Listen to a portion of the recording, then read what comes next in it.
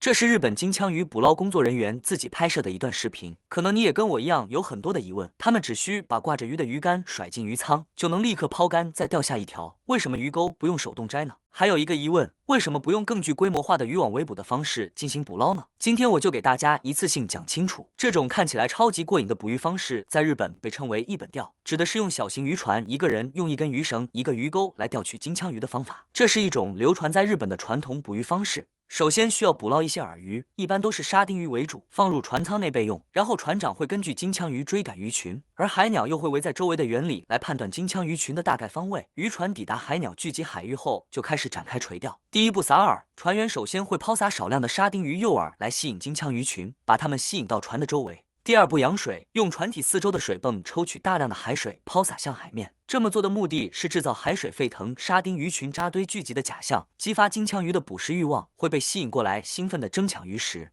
第三步开钓，一旦金枪鱼聚拢过来，船上的钓手们会迅速地将钓钩抛入海中。金枪鱼在激烈的捕食过程中分不清鱼钩还是沙丁鱼饵，当金枪鱼不小心咬到鱼钩，钓手会迅速拉抬钓竿，并依靠惯性将鱼甩到身后的甲板上，并由甲板上的传送带传送到渔船的冷库进行分解储藏。重点来了，为什么这种钓法不用摘钩，鱼就会自动掉下来呢？钓金枪鱼使用的是专门的鱼钩，鱼钩类似 L 型，而不是咱们普遍使用的 U 型鱼钩，而且钓柄很重，并且 L 型鱼钩没有倒刺。当金枪鱼上钩后，钓手快速拉抬钓竿，金枪鱼被甩到最高点时，会因惯性从钩上滑落，直接掉到甲板上，就可以紧接着钓下一条鱼了。因为金枪鱼聚集只有十几分钟的时间，所以钓手们会使尽全身的力气，全力以赴的连竿钓鱼。这就是咱们现在看到的这种热火朝天的连竿钓鱼场面，简直就像把大海当成了自动提款机。第二个疑问又来了，现在科技这么先进了，为什么还要采用一本钓这种费体力的钓法呢？而不是采用拖网等其他捕鱼方式呢？这是因为金枪鱼特殊的呼吸方式决定的，因为金枪鱼的鱼鳃需要水流不断冲击才能获取氧气。如果用拖网捕鱼，会导致金枪鱼无法继续游动，从而很快的窒息死亡。而且鱼在捕捞过程中受到的刺激比较大，不仅会让鱼的表面颜色变暗淡，还会影响肉质的鲜嫩口感。用一本钓方式捕捞金枪鱼的优势就体现出来了。从金枪鱼离开水到分解冷冻，可以在几分钟内完成，保持住了金枪鱼的体表鲜亮和肉质的品质。同时，这种捕鱼方式捕捞的对象相对单一，